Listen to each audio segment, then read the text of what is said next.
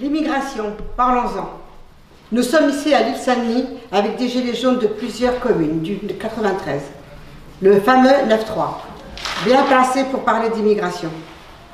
Emmanuel Macron a annoncé vouloir ouvrir un débat national sur l'immigration et sur l'introduction du quota pour l'entrée des étrangers. Il s'agit en plus d'une tentative d'escamoter le débat sur l'injustice sociale et de diviser, de faire croire aux Français que la France est généreuse, voire trop généreuse, avec les pays du Sud ou du tiers-monde, et qu'on ne peut pas accueillir toute la misère du monde, comme on l'entend répéter trop souvent. C'est faux. C'est tout l'inverse. Et si M. Macron veut qu'on parle de l'immigration, il faut que tout le monde sache ceci. La France ne possède ni mine d'or, ni uranium, ni pétrole, ni café ou cacao, ni coltan, ce minerai indispensable à la fabrication des avions ou des smartphones, par exemple. Et ce n'est pas le camembert français, si bon soit-il, qui peut lui servir de monnaie d'échange pour tout ce qu'elle ne possède pas. Alors la France a recours au pillage et à l'échange inégal. Après l'esclavage et la colonisation, la France continue à voler les ressources de nombreux continents, dont l'Afrique, en leur imposant des traités aberrants, des cultures intensives pour l'exportation, source de famine pour des millions de paysans et leurs familles, et en imposant des guerres. Il faut aussi parler des fameux biocarburants présentés comme écologiques. Les biocarburants ont ruiné l'agriculture de très nombreux pays du Sud. Ils nous sont vendus comme une source d'énergie alternative propre. Mais sait-on que pour produire ces agrocarburants, on brûle des millions d'hectares de cultures agricoles, une véritable tragédie pour les petits paysans et les éleveurs, notamment en Afrique. Et la production des agrocarburants nécessite beaucoup d'eau. Il en faut 4000 litres pour obtenir ne serait-ce qu'un litre de bioéthanol. Le réservoir d'une voiture de taille moyenne fonctionnant en bioéthanol contient 50 litres. Pour fabriquer 50 litres de bioéthanol, il faut détruire 358 kg de maïs. Avec 358 kg de maïs, un enfant zambien ou mexicain vit une année entière. Même chose avec l'huile de palme utilisée pour la fabrication de agrodiesel. Au Cameroun, c'est le groupe français Bolloré qui a fait main basse sur une grande partie du palmeraie. Il a signé un bail de 60 ans en 2000 sur 58 000 hectares de terre pour produire de l'huile de palme et détruit pour cela des forêts primaires qui sont un des principaux puits de carbone de la planète après l'Amazonie. L'écrivain suisse Jean Ziegler a écrit « Sur une planète où toutes les 5 secondes, un enfant de moins de 10 ans meurt de faim, détourner des terres vivrières et brûler de la nourriture en guise de carburant constitue un crime contre l'humanité. » Quand les grands groupes français implantés en Afrique, comme Bolloré ou Villegrain, se vantent des bienfaits qu'ils apportent sur place, en construisant infrastructures, ils ne disent pas comment ils expulsent les familles entières de leurs terres ancestrales, comment ils détruisent leurs potagers et leurs vergers, leur savoir-faire, transmis de génération en génération en matière de connaissance des sols et de sélection des graines.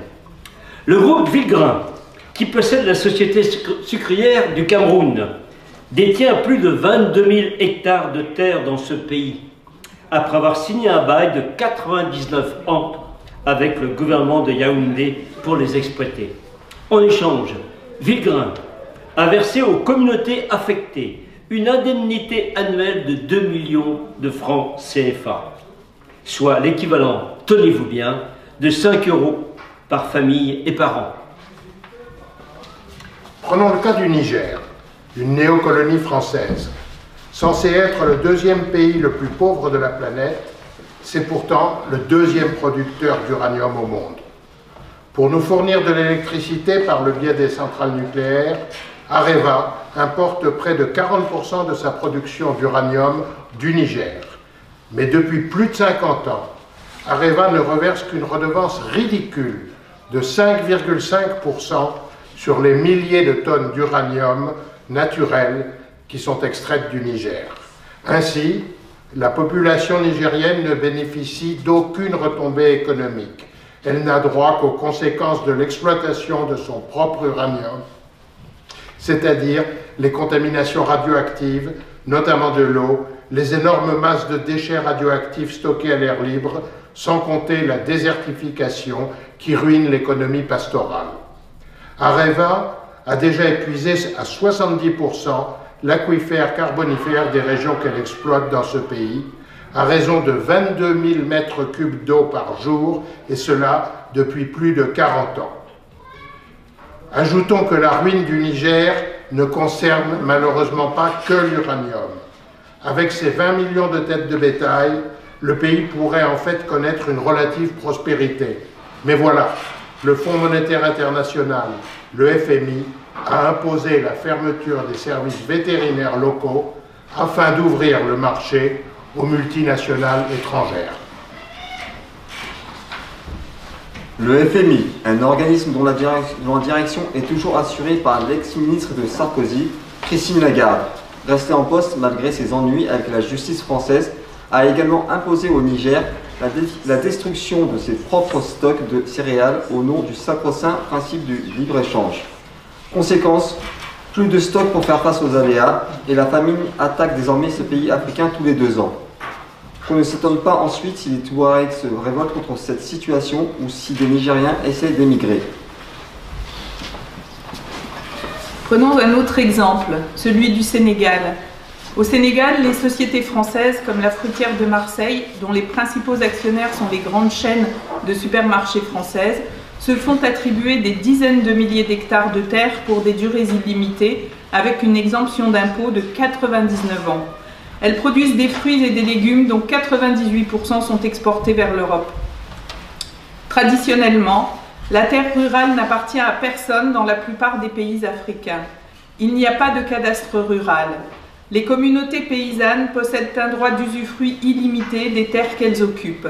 Mais par d'obscures négociations qui se déroulent à Dakar entre l'État et les multinationales françaises et étrangères, les paysans se retrouvent dépossédés de leurs terres avec la complicité de fonctionnaires sénégalais grassement récompensés.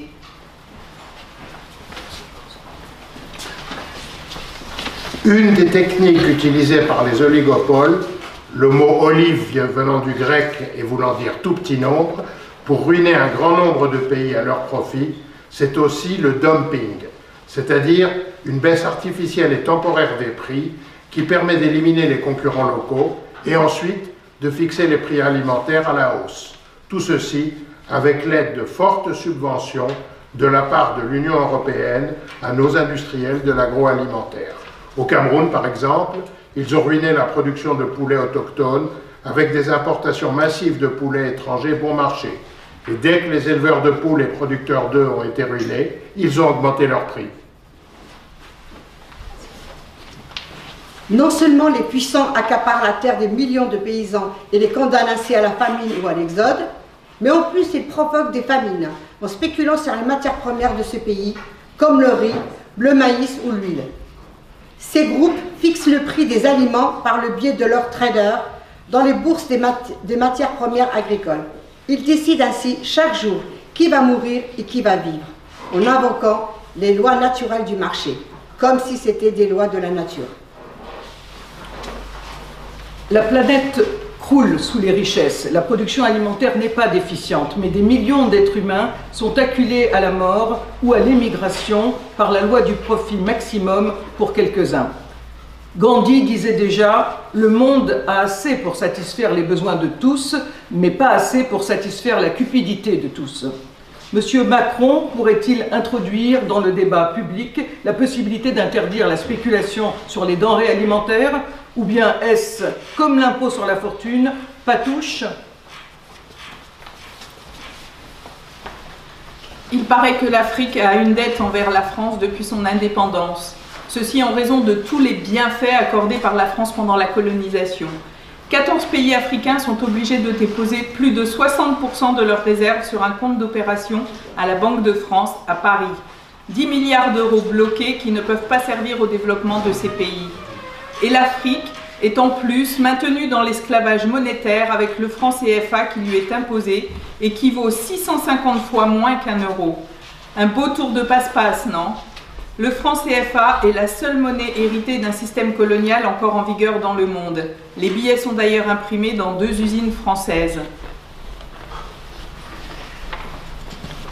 Et quand ils ne se laissent pas faire, quand les coups d'État que nous fomentons ne suffisent pas, nos gouvernements détruisent leur économie et introduisent le chaos, en leur faisant la guerre sous prétexte d'ingérence humanitaire ou d'armes de destruction massive, totalement inventées par nos dirigeants. C'est le cas de l'Irak, du bombardement de sa population civile et de l'embargo économique qui a entraîné la mort de 550 000 enfants irakiens de 1996 à 2000. À cause de l'interdiction d'importation de nourriture, de médicaments et d'autres biens vitaux, sous prétexte de punir Saddam Hussein. On pourrait citer bien d'autres exemples en Afghanistan, en Libye ou en Afrique, qui ont poussé à l'émigration, cette émigration sur laquelle on propose maintenant d'instaurer des quotas. Il y a un proverbe africain qui dit « Les murs les plus puissants s'écroulent par leurs fissures ». Alors, comme le propose Jean Ziegler, provoquons-en des fissures pour interdire la spéculation boursière sur les aliments de base, la fabrication de biocarburants à partir de plantes nourricières, pour protéger les paysans qui représentent la moitié de la population mondiale contre le vol des terres et pour préserver l'agriculture vivrière. La volonté des États n'existe pas. M. Macron n'ouvrira pas le débat sur ce sujet. C'est à nous de l'imposer par la mobilisation générale au nom de la justice et de la dignité humaine et de refuser que les migrants dont les pays nous nourrissent servent de bouc émissaire.